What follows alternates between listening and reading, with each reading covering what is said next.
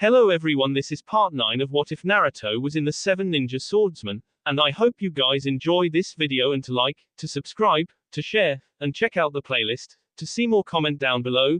Now let's start the intro. They call me a god. They call me a god. They call me a god. Join my membership, the perks are great. It's in the description. One day later, Land of Lightning. Naruto gave a satisfied nod to himself as he stared at the pitch-black night sky above him. The weather had turned extremely cold, with the temperature dropping several degrees and visibility being greatly reduced. It was a testament to the unpredictable nature of these hills. It reduced their operational efficiency, but the same applied to the enemy as well. He looked at his squad and saw them finishing their final preparations. Kisame and Mei were carrying as many small arms they could, considering they would be joining him in the diversion, while the rest of the team infiltrated the enemy castle in hopes of the Lightning Daimyo, his entire family and his top aides, who had also taken refuge in this safe zone. It would be a crippling blow to the Land of Lightning, which could possibly also spark a civil war, with other royals starting fighting among each other to become the next Daimyo. That would be the end of their nation, as their enemies would pounce on that opportunity and destroy them completely. Thanks to Kushina, he now knew exactly where his target was located and a less risky route they could use to infiltrate the location. It was only because of his former Spartan comrade that he felt quite confident in their chance of victory. The White Castle. The Lightning Daimyo, his top aides and the man's family had taken up residence in the castle made of precious stones and marbles. It was because of the daimyo's wife's insistence to be near the hot springs inside the castle in this brutish weather. The daimyo was sympathetic to his family's condition, as he had dragged them to this location for their safety and wanted to make them comfortable. If only that man had cared about the misery he had brought across the world. He looked at Zabuza, Haku, Amayuri, Jinpachi and Mangetsu, who would be the infiltrating team. They were trying to carry only their most essential gear to comply with their objective of making a swift strike and an even more faster exfiltration.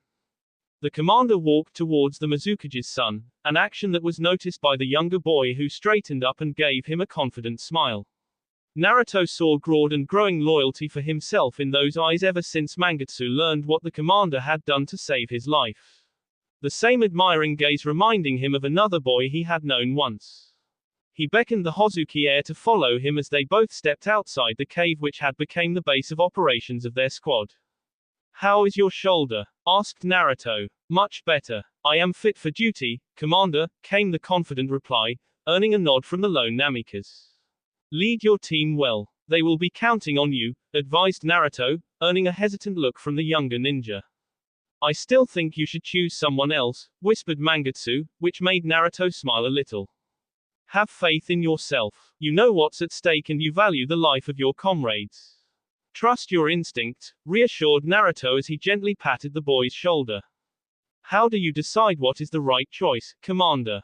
asked Mangetsu curiously, for as long as he could remember, this man standing before him had made choices that always achieved victory. Every ninja makes a gamble with each mission. You make choices hoping them to be the right ones, but in truth nobody can foretell the outcome, not you or your team. Your true mettle is tested when your decision turns out to be the wrong one. What you do then decides whether you win or lose, live or are remembered as victors or the defeated, explained Naruto with a fleeting smile, as he imparted the wisdom taught to him by his own trainers in the Spartan program when he had asked a similar question years ago on being nominated to be the leader. "I'll try my best then," promised Mangetsu with a thankful nod. "Trust yourself and your comrades. If hits the fan, never lose hope and continue fighting in order to find a way out, because anything else is sentencing yourself and your team to death. And finally, I have your back," promised Naruto without hesitation. Mangetsu smiled and gave a firm salute in return for the wisdom. When Naruto turned back towards the cave, he saw the rest of the squad was also ready and had been listening to their conversation. In each of their eyes, he saw the resolve of a determined ninja. He one of his three-pronged kunai at the entrance of that cave and passed each member of his team one of those special weapons as well. "If you're in danger, just drop the kunai and I'll be there," he instructed. The team nodded resolutely as he steeled himself. He wished he could be there to personally end the daimyo's life, but knew his talents would be required to keep the Kinkaku and other forces engaged away from the infiltration team. Kushina would be diverting all the forces inside the White Castle to allow Mangetsu's team to reach their target within record time and minimum resistance. She had orders from Naruto to bug out before the Kiri team carried out their mission, as they would try to K her if she got in their way. He remembered her wise smile at that remark, challenging them to try if they were that bold. The Land of Lightning is a dangerous nation whose ambition grows each day, he stated with conviction. His team listened to him attentively, and he knew his words would play a key part in their own resolve to see this mission through. The corrupt and power-hungry leaders want to have everything. They would not rest until Kirigakure is brought to its knees and subject to their dominance, said Naruto falsely. In truth, the Lightning Daimyo was more interested to conquer the Land of Fire and the Land of Whirlpools, according to Kushina. The man had little to no interest in the less developed and resource-deprived Land of Water. But these shinobi didn't need to know that. We are here to stop that from happening, he declared, earning stern and merciless nods from everyone in the group. His eyes turned red and he could feel the simmering thirst for revenge flaring alive inside his H. For his father, for his mother, for his brother, for his friends and comrades, for all that he lost. He turned towards the cave's exit as all the anger and be hidden deep inside of him called for justice. Today, we take the fight to their land, their people, their be. Mei silently watched the forward-most enemy base, her fist clenched in anger as she saw few Kumogakure shinobi were indulging themselves to drinks around a man-made fire, with others harassing a young teenage girl who looked terrified as hell. There were other sentries that stood guard across the base, and she could see a makeshift headquarters where most of the officers and troops were resting. She flinched when one of the Junin tore the young girl's shirt off, earning an anguished cry from the child. Bastards, she cursed. Kisum remained silent and as unaffected as ever, which made her glance at the last member of their squad whose eyes showed he had seen it all and worse. Wait till you see it all, what a man can do to another, whispered Naruto. Mei shivered on hearing those dark words said with a grim conviction of a warrior who had probably seen many gruesome events in his life. How many are there? Asked Kisum, speaking for the first time. 240 to 250. It's a forward base, answered Naruto, as he used his sensory powers to make the assessment. Enough for everyone then, grinned Kisum with a shark-like look on his face. Mei remained silent on that comment and instead saw Naruto get up from his perch on the tree, only to expertly grab his now feared three-pronged kunai in each hand. His red eyes became even more brighter and his bee started to rise. It was as if she was seeing him enter a sort of new battle mode. Unknown to her, Naruto's body was undergoing rapid changes. He could feel huge adrenaline pumping through his veins, his eyesight became extremely clear even in the dark night, he could feel all his muscles getting more stronger along with his hearing becoming less accurate, all thanks to the chemicals and genetic enhancements inside of him. It had been years since he had fully activated his gifts from the Spartan program. It was all he had left when the bastards had taken everything else from him. K them all and make as much noise as you can. That should attract the attention of the other forces and draw them here, which will make the infiltration team's task a tad bit easier, instructed the commander. Finally, some much-needed action, agreed Kisum without fear. Naruto looked at Mei and was quite surprised to see her giving him a firm nod. Her resolve to do her duty was unwavering, something for which his respect for her increased. With nothing more left to be said, the lone Namikaze jumped down to the ground with his squadmates landing right beside him with a barely audible sound. Let's go. His focus narrowed down greatly as he kicked his legs into action. Without waiting for his comrades, he unleashed his topmost running speed of 50 kilometers per hour and surged through the forest like a flash of lightning shrouded in darkness. His red eyes having already zeroed down on his first set of targets with ease. Water style, water bullets. The H of the two sentry guards exploded as the sudden attack came out of the dark forest and hit them straight across the temple and thereby punching clean through their brain. Even as the bee started to fall back to the ground, Naruto had already jumped high in the air and far above the makeshift earthen wall across the enemy base. The bee of the sentry guards hit the ground at the exact same time as those around the fire faced the same fate. He then heard two distinct sets of screams. Turning back, He saw the civilian girl who was previously being molested and abused was screaming in horror watching the fate of her tormentor. Mei had joined the battle and her first act had been to drown the child abuser Junin in a rain of molten lava that the Kirikanoiki had spewed from her mouth. The Terumi clan heir did not look affected in the slightest even as her attack made the enemy ninja melt before her very eyes. Her stern gaze then turned towards the civilian girl whom she signaled to run away, an order which was instantly obeyed. Other forces across the base had been alerted by those screams and they were soon coming out of the temporary Earth-like building. Naruto twisted his kunai backwards and was about to intercept them when someone took action even before him. Shirokyu. A faint reddish-colored gas was unleashed in a dangerous tidal wave that swept through the entire enemy base.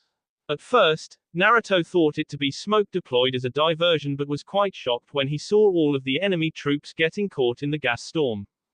Their screams rankled his own nerves as the men and women discovered this gas attack to be poisonous in nature, as at first it was their skin that melted away, followed by their bones turning hollow, their eyes popping out of their faces until they all finally dissolved into a disgusting pool of rotten F and vaporizing B. Kisum had barely managed to reach the battlefield when he came to witness the carnage that had been inflicted upon the enemy so swiftly by the Jinchuriki. It was over. Damn, was all the Hoshigaki warrior could whisper. Mei never flinched even as she watched the destruction she had unleashed. It was only the beginning of a gruesome and dangerous fight. One which she had to see through till the end, for the sake of her nation. A cold chill passed through her entire body suddenly even as she shivered in silence. Her alert gaze caught sight of the dark clouds again shrouding the moon, rendering the lands in darkness. The air turned painfully cold as a foul aura started to taint the nature around them. Foul. Chakra. Those bastards. There were only a few moments in her life when Mei had truly heard the voice of the beast sealed inside of her. She froze in her tracks as she heard his faint whisper that echoed inside her mind. It was outraged. Something's coming, whispered Kisum, as he stepped beside Mei and raised his sword in anticipation. They both saw Naruto quickly gesturing them towards his position and quickly followed the order. As the three of them took up position behind one of the last standing tents inside the now ruined base, they saw the serious look in their leader's eyes. Mei, on my command unleash your full power, instructed Naruto. Are you sure? She asked hesitantly, earning a grave nod in return. You must, if any of us are to survive, warned Naruto gravely, as he turned towards Kisum. They are coming. Kisum grimaced on hearing that warning even if his senses had already warned him of the approaching danger moments earlier. Judging from the way how alert and cautious the commander looked, something bad was coming their way. Don't try to fight them on your own or with brute force, you will warned Naruto frankly. It was something in the commander's gaze that didn't allow Kisum to dismiss that warning lightly and instead give a firm nod of acceptance. Manji formation. Instantly, the three of them took up their respective position with Naruto facing the front and Mei alongside Kisum watching their flanks and rear. At Naruto's nod, Kisum performed a set of hand seals quickly. Hidden mist jutsu. Mei nervously gulped as a thick cloud of mist enveloped the entire area, rendering nearly any normal shinobi blind. However, both her and Kisum were taught to fight even in such mists, while Naruto was an ex-Anbu Black Ops fighter. Masks on. Follow my lead and don't break the formation. Swords up front, lace them with chakra. Kisum followed the orders without question as he covered his face with his Anbu mask even as Mei followed suit. Both fighters raised their swords and surged their chakra through their weapons, giving them a more sharper edge to see through and armor. They saw Naruto picking up a sword from one of the enemy ninjas nearby. With his own existing blade, he now held two swords in his hands. His familiar ash form of chakra emerged from his body and effortlessly started to spread across the mist so subtly that one couldn't even see it with their eyes. The same dangerous power also traveled across the length of the twin swords in Naruto's hands and soon enough ignited fire across the metallic blades. Even from the distance, Mei could feel the scorching heat of those burning blades and how desperate they were to see and burn through the of its enemies. She blinked when something moved across the mist on her flank, her gaze searching for that presence desperately even as sinister growls and cannibalistic roars echoed across the entire area. Did you guys see? A silent scream never managed to escape her lips as the ground beneath her feet burst open to unleash a hideous creature that roared. Before she knew it, May felt a bone-crushing fist colliding with her jaw that rankled each and every fiber in her body horribly as she was sent sailing upwards in the sky. Kisum snarled and twisted backwards to combat the enemy and shivered as he felt another shadow flicker behind him instantly. All he saw was the gaze of a monster before he too found himself kicked dozens of feet away. Naruto grimaced as his comrades were away and the two enemies that did it now roared at him. They were just as he remembered. Before him stood two humanoid monsters with chakra as foul as a tailed beast and the K-intent of one as well. Their mad and malice-full hollow gaze a stark proof of the humanity they had forsaken for the sake of this tainted power. The only ones to ever pose a moral threat to his life. And the ones who played a hand in his brother's death. A cold gust of wind blew once more for a fleeting moment, followed by two anguished screams as a flash happened across the mist.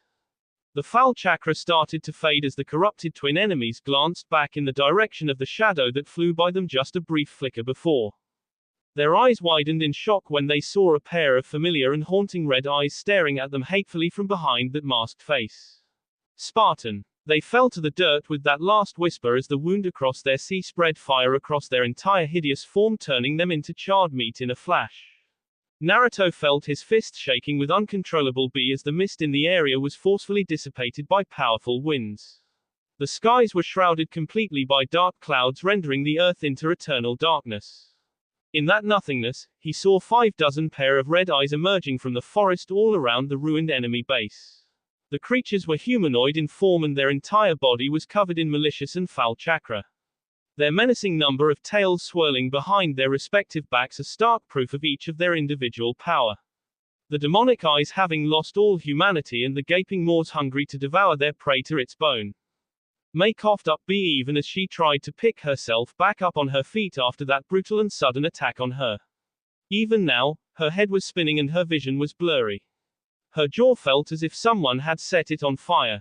Thankfully, Kisum appeared beside her and helped her in the process while nursing his own wounds. Together, they both stared at the approaching enemies from the forest around the ruined base. May, is that Biju chakra? Asked Kisum grimly, his own hesitation and fear easy for her to see. She looked at the incoming monsters and judging from how outraged the beast inside of her was, Kisum's observation was true. Now I understand why the Kinkaku are feared across the entire world as the most dangerous special ops unit. Their skill as ninjas was already threatening, to imagine them having the power of the Biju inside of them, whispered May worriedly. Kumo only has 2-tailed beasts. How are they all having that power within them? Asked Kisum hesitantly, unsure of the fact that the answer he would receive could be something he would like. Most likely, their village must have experimented on them and made them worthy enough to be compatible with this power. Jinchuriki are weapons of mass destruction, but they are limited to the number of tailed beasts a village possesses. Kumogakur circled around that limit by creating an entire force of ninjas capable of wielding Biju chakra, making them all half Jinchuriki in their own right. While they do not possess all the chakra a Jinchuriki has, they have enough inside of them to make them each a mortal danger to us all, explained May. As if their luck wasn't already bad enough, she and Kisum suddenly heard hundreds of angry roars echoing all around the forest. Moments later, she saw large amounts of Kumogakur ninja ranging from Junin, Anbu, Chunin and royal guards of the daimyo bursting inside the ruined base one after another, even as the Kinkaku unit remained behind in the shadows. Both of them were surprised when Naruto appeared beside them in a flash and looked at them seriously. Leave the Kinkaku to me. Watch my back by handling the others. May was about to oppose that decision but was stopped when Kisum placed a restraining hand upon her shoulder. Both men were looking into each other's eyes as an untold message was passed, with Naruto then turning towards the army that stood in his way towards the Kinkaku. He'll create an opening and we'll follow.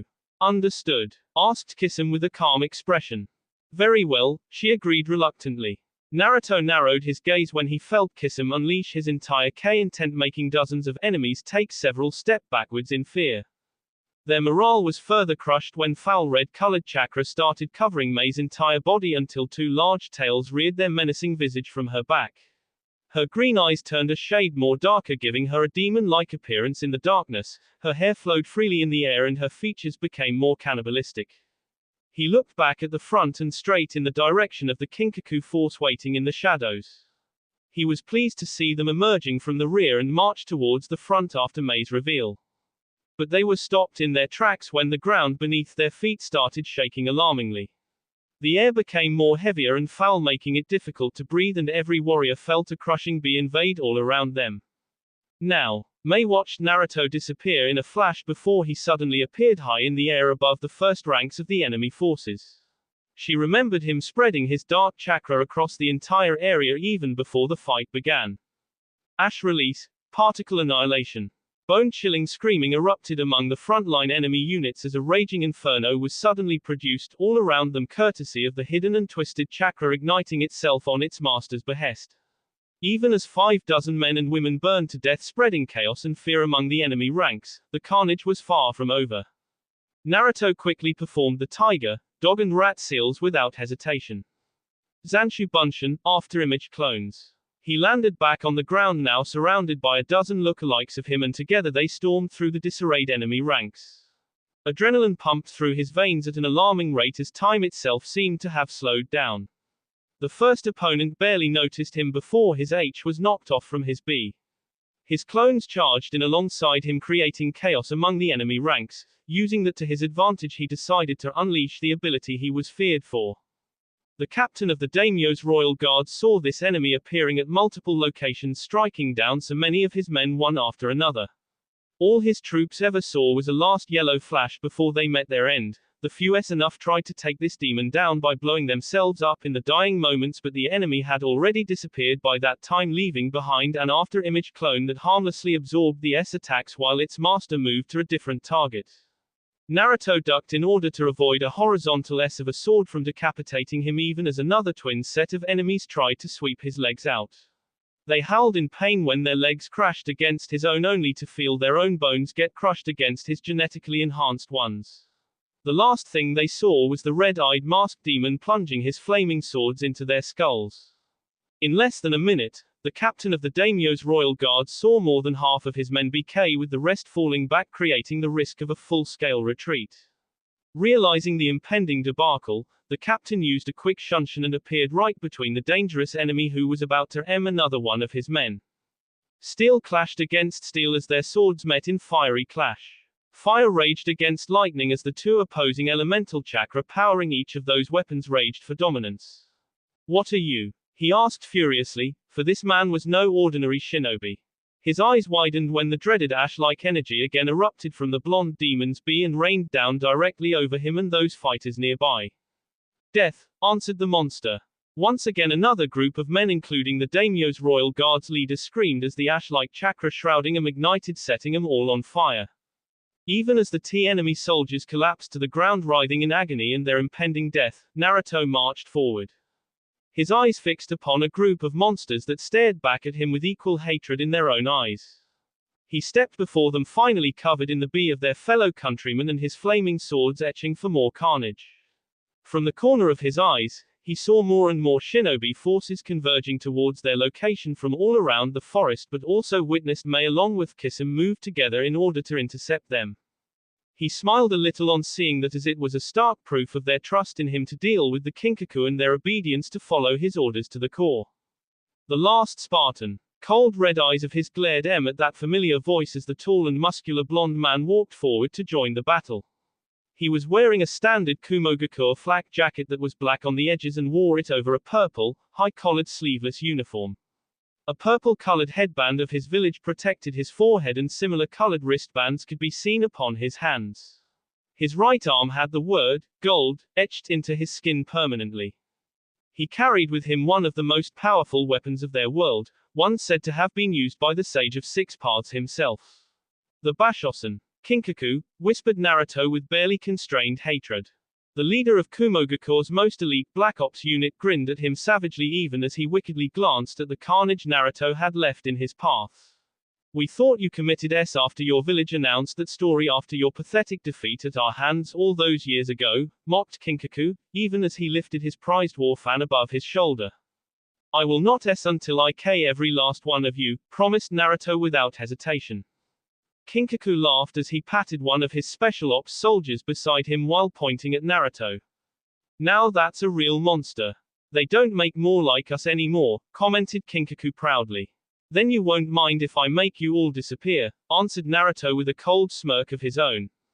Try to make this interesting before you mocked Kinkaku, as dark red chakra enveloped his entire body with 9 tails springing from his back.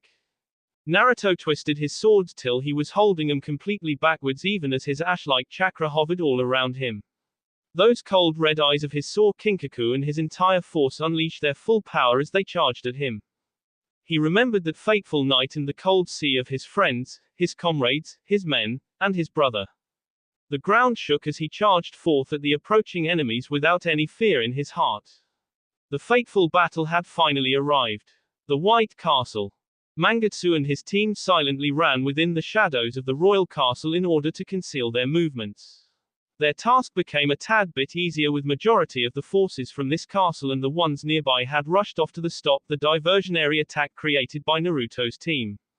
Still a sizable enemy force remained behind and it was up to him to deal with them.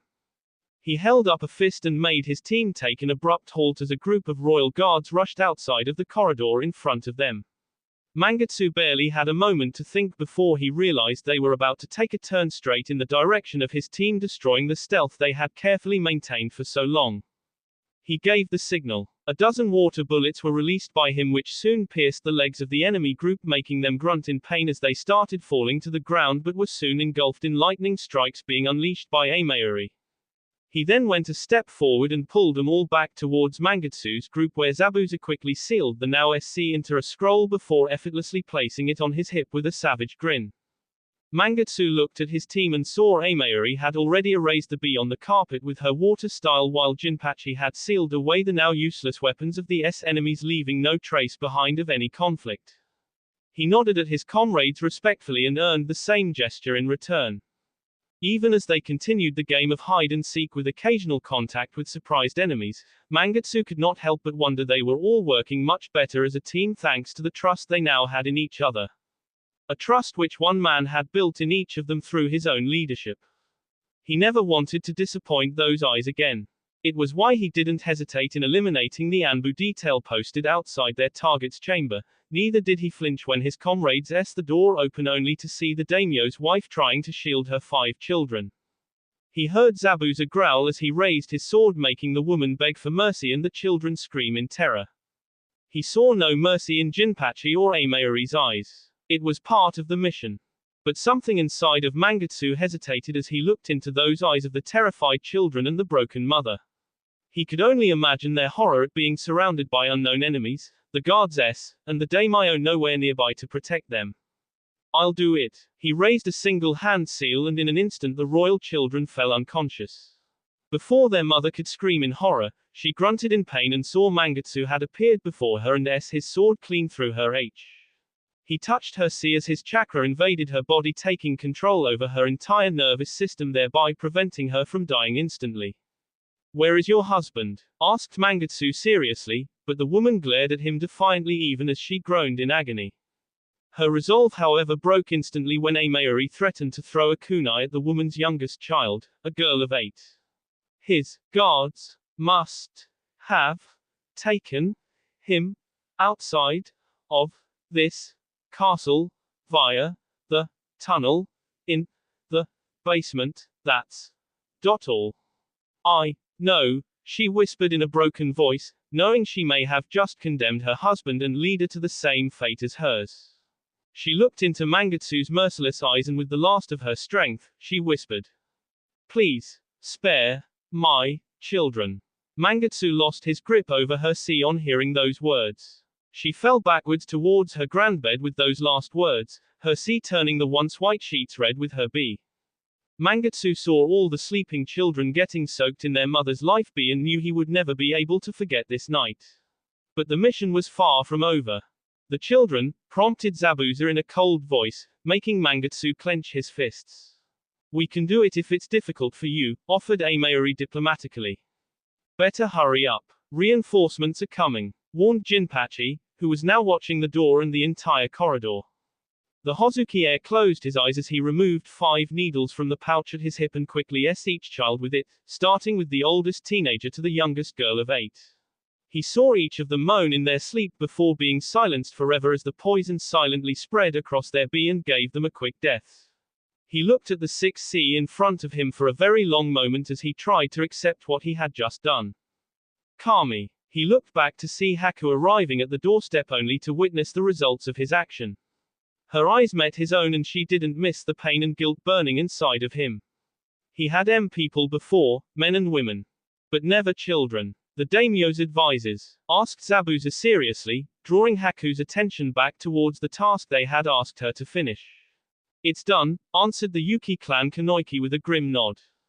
The daimyo, asked Jinpachi hopefully, only to receive a negative answer from Haku. It's strange he left his family behind to save his own life, but then again he's a politician, those cowards. Muttered Amayuri with a frown. We find him and end this once and for all. The entire squad looked at Mangetsu as he gave that order, and even the older members among them saw his firm resolve to see that objective through. Haku had known him since they were children, and she didn't miss that something inside of him had changed tonight. As he walked past her, she placed a comforting hand over his shoulder, making him look in her eyes. Someday this war will end and it will be worth it, she tried to comfort him, only to receive a bittersweet smile from him. No. This war will only bring out the worst in us all. Haku was truly saddened on hearing him say that as his words sent a cold shiver across her. She narrowed her eyes when a squad of ninjas reached the corridor entrance, but Mangetsu was already upon them. The 7 cloud ninjas unleashed their blades all across Mangetsu's beat him to pieces and were left speechless when he dissolved into a puddle of water. Before they could blink, the Mizukage's son appeared behind them and their mercilessly. As the bee hit the floor with sickening crunches, Mangetsu turned backwards to see his entire squad staring at him with varying emotions in their eyes. But the one feeling that was common among all those looks made this entire ordeal somewhat easier to bear. Respect. Let's go, we have a job to do. The White Castle, basement. Kushina cursed her luck as she was forced to sprint across a narrow and barely lit secret tunnel under the White Castle. Around her were the members of the elite squad that were tasked with protecting the supreme ruler of these lands. Captain, the daimyo will not show us any mercy if we leave his wife and children behind, argued Kushina, only to receive a grim glare in return from the leader of this squad. Whole squads have gone dark inside the castle, Karen. There is a different unit tasked with protecting our feudal lord's family. Our sole responsibility is ensuring that he stays alive no matter the cost. The castle is breached and our safest bet is to take him to our nearest stronghold and make our next plan from there. Staying here only increases the risk of him being assassinated, considering we have no idea about the enemy's strength, exact location, tactics or weapons, explained the captain seriously. Karen, as was Kushina's code name, nodded reluctantly. What the man had said was absolutely true and their squad was only doing its job, but that did not bode well for her plan to get the daimyo K. Her own escape plan was blasted to dust and now she had no option but to follow orders, else she could risk exposing her own cover and getting K herself. Where the hell are you, Minato? She glanced at the unconscious feudal lord currently being carried by one of the highly skilled Anbu and could not help but wonder how easy it would be to take his life in an instant. Maybe if she timed it right, she could assassinate her squad and make her escape. Her hand inched towards the sword at her back only for her to freeze when their squad captain raised a fist, making everyone halt instantly. She narrowed her gaze to see the reason behind this obstruction and found a faint shadow visible in the far-off end of the barely lit tunnel. A hidden smile emerged on her lips as she saw he had red eyes. When he started charging towards the daimyo's detail, Kushina unleashed her sword as her comrades followed suit. Their captain gave a final warning which was ignored by the intruder, making the Anbu squad prepare for a battle. Kushina readied herself to strike the nearest Anbu from behind as her ally continued charging towards the daimyo's detail. Just when he was a few hundred meters away, she raised her weapon to strike her Anbu comrades. Only to clearly see that those red eyes were not the ones she had remembered her entire life. Kirigakure. Tobarama quietly sat at the dining table of his prison home. If he focused a bit, he could feel the presence of 24 Anbu and hunter ninjas scattered in all directions outside the residence, watching his each move and ready to restrain him should he make any unexpected action. Still, it didn't worry him, but the information relayed to him by the man standing before him certainly did. Are you sure about this? He asked sternly. Yes, Lord Second. It seems Lord Hiruzen has agreed to quite a few demands related to trade between our nations apart from a ransom for your release. Kirigakure has won the diplomatic battle, reported Tsukumo Hatake with a heavy frown. I can't believe the Junin Council, the elders and even the clan heads would be so weak-willed. All for the sake of one man. Cursed Tobarama furiously, wondering for the first time whether his decision to choose Hiruzen had been the right one or not. You are the head of the Senju clan, brother to the great Hashirama, a war veteran and capable military commander who can lead our nation back from the jaws of defeat it is currently facing against our enemies.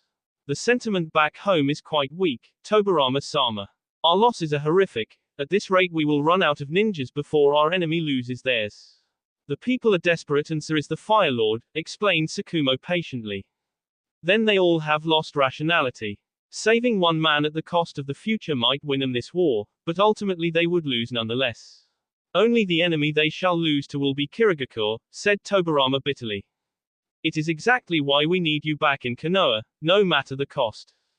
Tobarama sighed but gave a reluctant nod in agreement with Tsukumo's feelings. A part of him was disappointed in his prized student and people, but another could understand what they were going through without him there to lead them.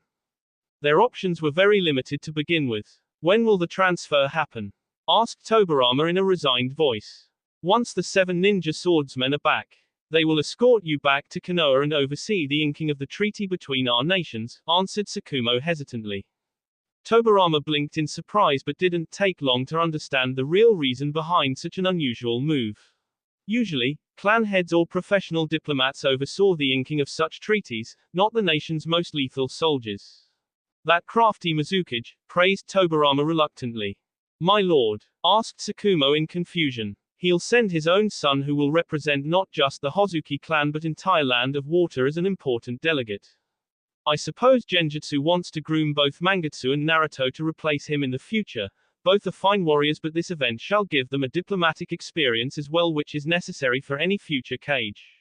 The presence of the 7 ninja swordsmen is a stark display of Kiri's power and that it should be feared. All of this, I underestimated that man, admitted Tobarama with a reluctant but respectful nod towards the Mizukage tower in the center of the village. My lord, there is another thing that I wanted to bring to your attention, said Tsukumo hesitantly. Tobarama didn't miss how nervous Tsukumo looked and his chakra was unbalanced, which could only mean the news he wanted to share would be unpleasant. Speak. Ino Yamanaka is pregnant. Tobarama grit his teeth in order to restrain his feelings on hearing the news. Instantly, memories of his last conversation with Naruto came flooding back to him just before the boy embarked on his current mission in the Land of Lightning. Should I perish, you will take Ino Yamanaka out of Kirigakure. By now, Tobarama had little uncertainty left in his about Naruto being his child. The DNA report, their similar chakra, his powers, his resolve and his familiar looks. The boy was his son. I've barely entered my 40s and this boy plans to make me a grandfather. Tsukumo was quite shocked on hearing those words from his leader, much less seeing the ever-stern man smile if only briefly. If things get too dangerous in her current assignment or should Naruto perish in his current mission, pull her out of Kirigakure, ordered Tobarama. Again, Tsukumo was left stunned with the order he just received. Tobarama had seen that confusion in his eyes as he got up from his seat. You have a son, don't you? Asked Tobarama, earning a faint smile from the other veteran beside him. Yes, he's quite young, whispered Tsukumo, his ever-dutiful voice unable to hide the longing inside of the man. You have not seen him in person, never held him in your arms nor watched him smile or call your name, said Tobarama solemnly, making a wistful smile arrive on Tsukumo's face. No, never. A ninja's life is all I've had the honor to know. Tobarama gave a nod of understanding as he sadly stared at the night sky. I wanted to be there for my son, but now. For the first time, Tsukumo watched regret arrive in Tobarama's eyes as the man clenched his fist shut. As a father himself, Tsukumo could truly understand what the Senju leader felt in this moment. Has there been any news of Naruto and his men? Asked the second Hokage. None so far. The Mizukage has not yet sent out any rescue teams but he is nervous, reported Tsukumo, earning a nod from the white-haired man beside him. I couldn't do anything for Naruto. The fact that I don't even know his true name is a proof of my failure as a father. Many would say I am not responsible for his suffering and pain since I never knew he existed, but now I do and I won't back away from him. We may have our differences but he's family, a senju and we look out for own, promised Tobirama fiercely. My lord, Ino is a part of the special unit investigating possible traitors in Kiri from different villages. Her presence has so far saved the lives of our operatives. Ino desires to stay and keep on protecting our men despite the danger to her life, said Sakumo with a proud nod. She has a strong spirit, no wonder she got through to a man like Naruto, praised Tobirama with a smile. I have a feeling Naruto cares about her deeply. Did he ask you to do this? Questioned Sakumo with a hint of curiosity, making Tobirama chuckle as he remembered the boy's exact words to him. More like threatened me. Sakumo was left speechless. Tobirama on the other hand knew how important Ino was to Naruto. After the tragic life the boy had lived, she was perhaps his last ray of hope to having the closest thing to a normal life. Only time would tell whether that wish would someday become a reality. It was close to midnight with darkness ruling over the mist village.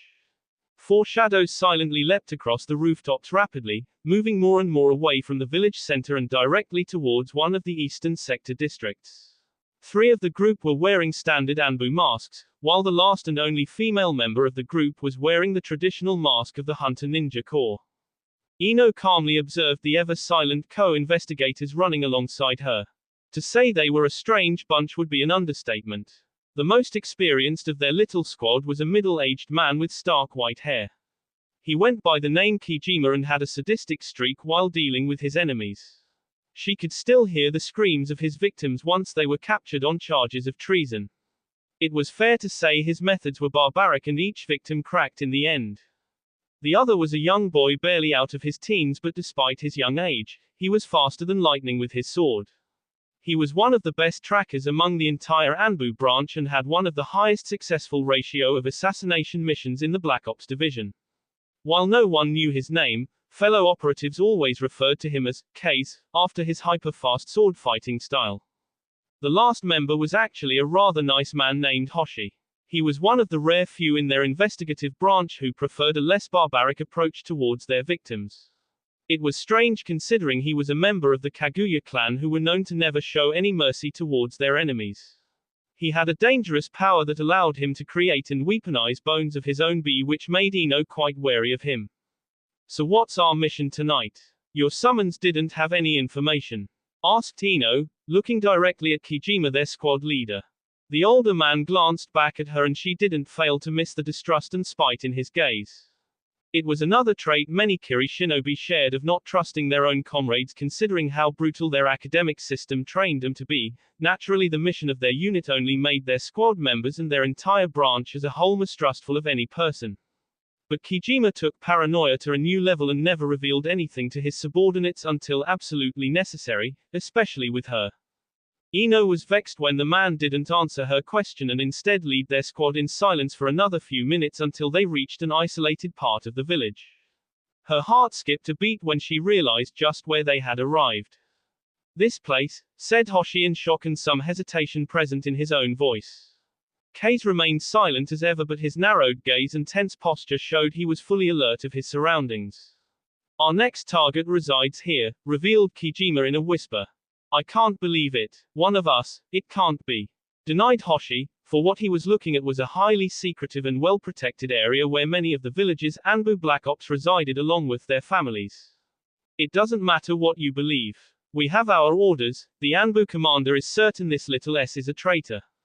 She claimed to have escaped from one of the nearby tiny islands when a plague broke out there few years ago.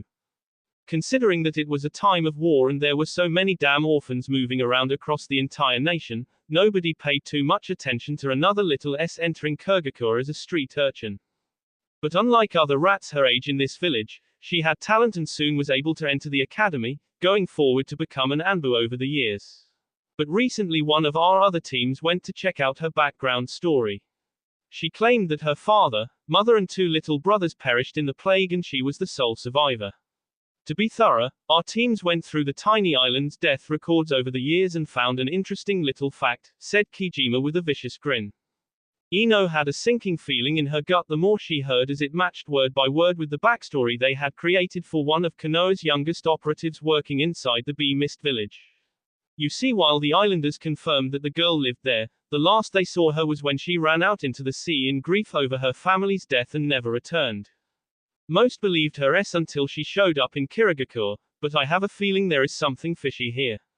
How could a child barely the age of 10 with no knowledge or training of chakra be able to survive at sea for half a day before being rescued by a merchant ship, said Kijima seriously, as he passed on a small notebook to each member of his group. Ino froze when she saw a familiar face at the first page of the notebook.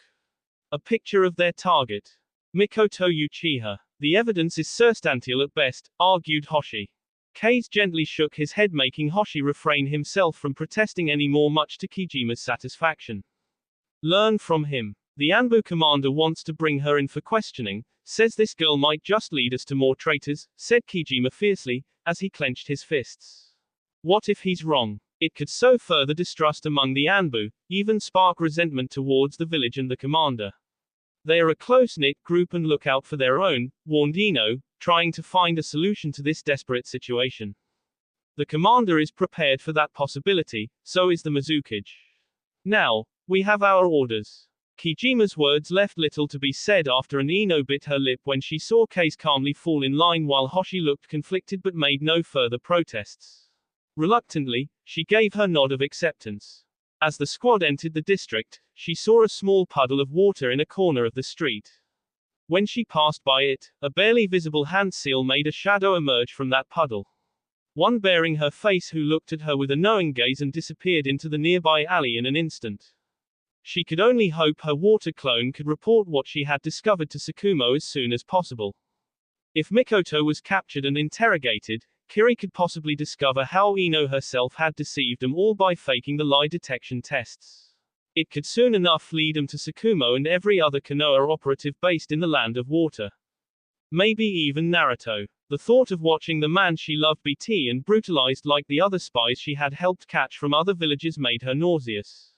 Capturing the target is the mission. Try not to rough her up too much, ordered Kijima. She's an Anbu, she'll put up a fight, warned Hoshi. That's what we've got Mrs. Namikaze here for. Try and knock some sense into the brat to come with us peacefully. We three will surround the apartment just in case she tries to escape. Think you can handle it? Asked Kijima.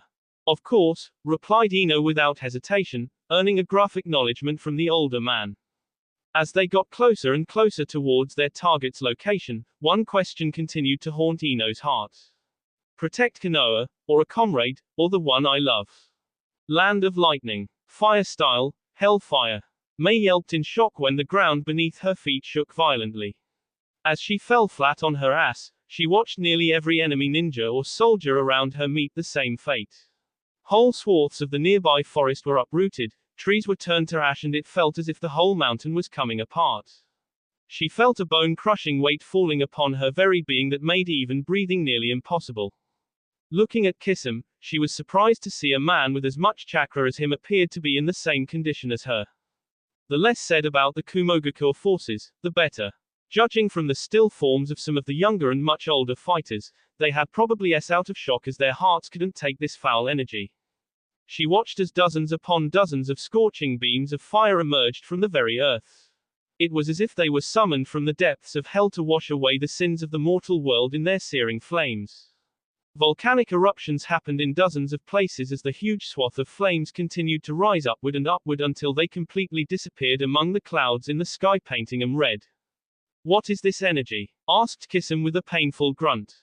Run, girl, before it's too late. Mei had only a second to grasp the words whispered by her Biju as she watched in terror as Kinkaku in his tainted chakra armor started growing in size exponentially. His previously clasped hands that had unleashed this entire inferno of flames started turning into giant claws, and soon he started appearing less and less human. In a matter of 30 seconds, Mei and every human in the area blanched when they came face to face with a being they had only heard stories about. Tales that terrified them, a presence they wished to avoid even in their worst nightmares. The nine-tailed fox. That crazy bastard. He is not allowed to transform like that ever whispered one of the Kumogakure leaders. Why would he go so far? And his entire force has unleashed their full power as well. Look. Kisum heard the chatter among the enemy leadership and could not help but feel he was missing something here. The Kinkaku were feared to be the most dangerous Black Ops unit in the world. For them to unleash their full power and strike with their entire force right from the start was absurd. Unless, he looked at Naruto, who had stopped his charge and was instead coldly watching the army before him, not to mention the damned fox. Kisum could sense no fear inside of that man, but instead there existed a sense of euphoria in his chakra. It glowed so brightly that it was almost painful. Run. Mei could not fault nearly dozens of Kumogakure ninja who instantly bolted from the battlefield, taking nearly half of their entire force with them in their fear. Few commanders tried to stop them but were instantly overpowered by the fearful ninjas. Only a small population remained, but none seemed interested in fighting anymore. Instead they all were watching the sight before their eyes. For it was not often that man ever got to witness a battle among ants. Mei saw the volcanic flames that had emerged from the earth were still burning brightly with no signs of stopping. Anything within a 500-meter radius was evaporated from its sheer heat, and they were aligned in such a way that it prevented any of the other ninja from either side from stepping inside the battle that was about to begin. Not that anyone wanted to. She felt Naruto gathering a vast amount of energy within himself and knew he was more powerful than most shinobi she had ever known. Perhaps one of the strongest in the whole world. But against these monsters, he was just one man. She remembered his look of disappointment at the start of this mission and could never forget how much it had hurt her to see him look at her like a nuisance. And now, she finally had a chance to make things right. Then why the hell was she hesitating? It's because you'll child, whispered the giant slug, but not unkindly. Mei looked at the monstrous biju within her. It was impossible to understand how the beast felt because of its lack of expressions, but she had never felt any malicious hate towards her personally from him. Granted, he always tried to take control of her body whenever he got a chance and was never one to speak too much. However, there were times when he had granted her his power to save both their lives in many dangerous situations she had faced in her life. So be it, then, she answered him without flinching for a moment. The mild amusement she had felt from him earlier disappeared and was instead replaced by curiosity as he peered down at her tiny form from the cage he was stuck in. You like this man, don't you? Asked the Six Tails curiously. Naruto is gazing at a future I can't even see. He is a symbol of hope and pride for my village, my people. Most of all, he is a dear friend who tried to be there for me without expecting anything in return and never looked down upon me because I was a Jinchuriki. He is not perfect and has many flaws, but he is the commander I chose to follow into this hell. It's only right I follow him till the very end, replied Mei with a fierce conviction. The Six Tails didn't miss the fear in the girl's heart and couldn't fault her for being afraid of the nine-tailed fox's chakra. But there were also very strong feelings inside her for that man. She respected him more than anything else and didn't want to let him down even if it meant facing death. That's my answer. What about you? Asked Mei with a challenge. What about me? Retorted the Six Tails amusedly. Do you like losing to the Nine Tails so much? Mei knew she had hit a nerve when the calm atmosphere vanished in her mindscape and was replaced by a growing aura of anger and hatred. She watched the Six Tails himself against its cage and smiled when she felt the same feelings in his own heart. An cannibalistic desire to fight and devour. A true monster. Let's have some fun, then. A wild whirlwind swept through the entire area, washing away a huge chunk of the eternal fire pillars, much to the surprise of everyone on the battlefield, save for one. The same man was smiling as another shadow stepped beside him. Mei felt unbelievable energy flow across her entire body. It was more stronger than she had ever felt in her life, and she clearly understood the reason behind it when she saw the four tails emerging from her back. 4 tails of Biju chakra. Nearly double the amount of energy she had ever mustered through her own will from the wild beast inside her. She heard it snort, making it clear that it was thanks to his consent that she could harness this much power in the first place. She looked at the person she had walked into this hell for. Why? He asked curiously. Mei looked at her clenched fists and only one answer came to mind. It's what needs to be done, she answered resolutely with a smile. You're a fine shinobi, Mei. She bowed her head gently in acceptance of his praise before sternly glancing at the enemies in front of them, preparing herself for a fight. Naruto calmly glanced at Kisame, who was staring at the duo with a surprised gaze. Think you can handle them? He challenged with a smirk, gesturing towards the rest of the remaining enemy ninjas, who glared hatefully as some of their own resolve came back. The wimps had already fled the battlefield and the weaklings had paid their tribute in B. Only the strong, only the ruthless, only the determined.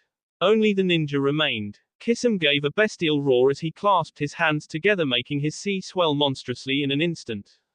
Water style, water shockwave.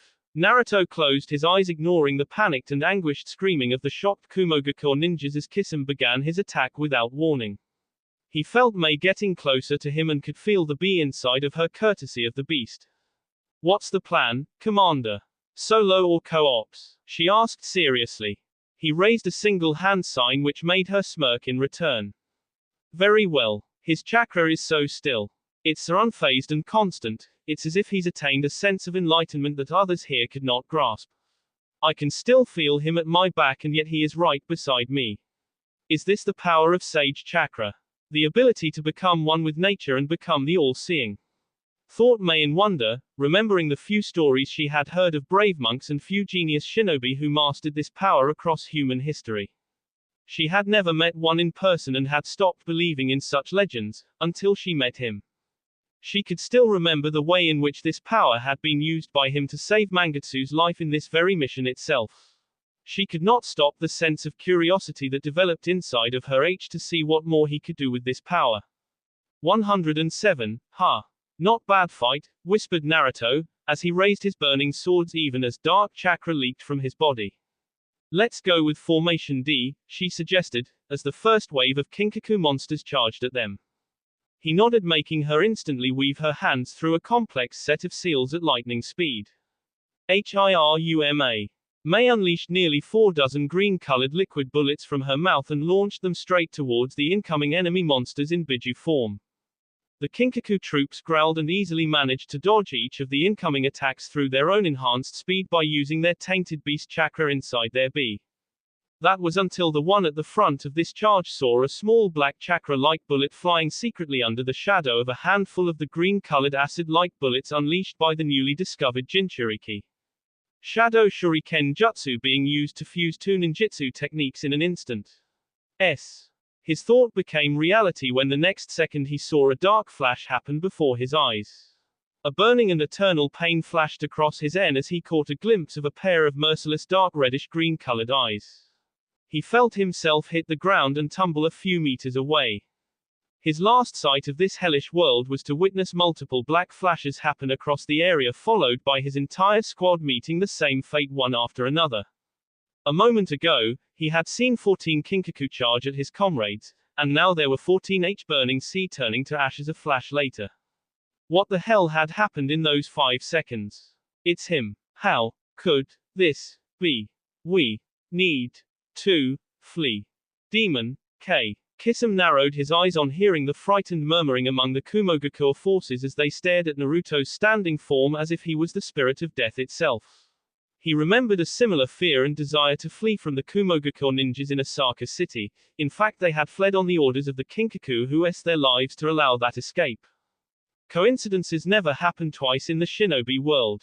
The ninjas standing against him didn't lack in guts until a few moments ago when they chose to stay even when others didn't.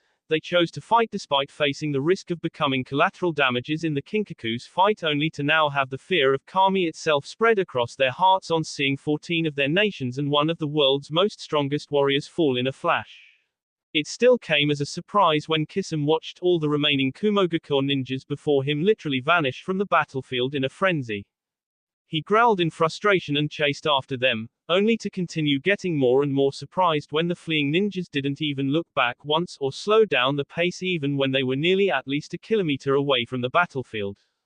Water style, water bullets. He focused on the closest straggler, a young chunin who yelped in pain as the water bullets tore through various chakra points across his back, making him lose balance and fall from one of the giant trees towards the ground.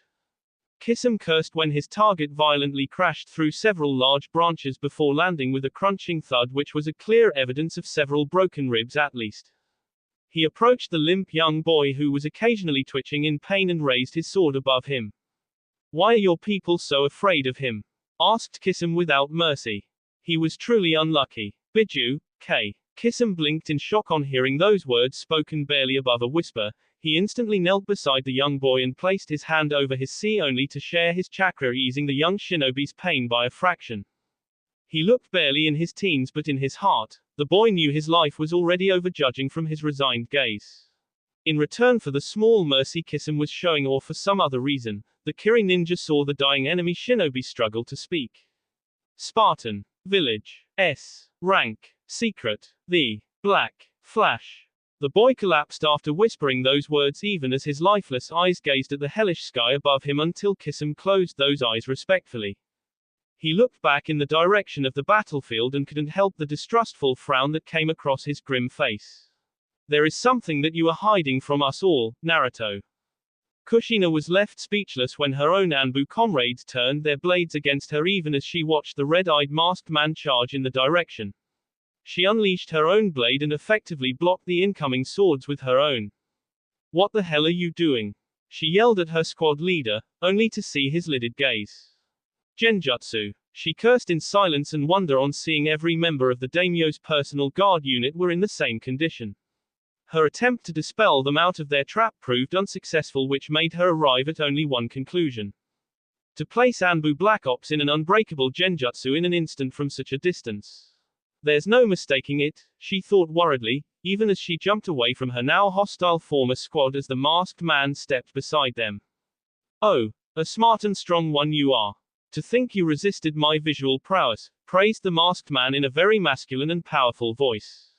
"Sharingan," whispered Kushina, even as she avoided looking into those eyes again by only focusing on the man's feet. She watched him calmly create a clone of himself who took the unconscious lightning daimyo before disappearing in a wave of flames. "You're in my way." Kushina took a step back in fear as AK intent more dangerous than the bijus washed over her. She was frozen in her tracks on watching a quick flash followed by the heads of her former Anbu comrades fly in the sky before crashing gracelessly alongside their B in the dirt. "To think you have enough of a strong will to resist my genjutsu. The tales about you Spartans were true, after all," said the masked man in a surprised and arrogant tone. A soft wave of wind flowed across the narrow corridor. "But then again, I was not even using a fraction of my power." Kushina's B ran cold when she heard those words from behind her, and the next instant, her world turned red. That will be all for this video. Be sure to like, subscribe, share, and comment down below for more videos. Goodbye.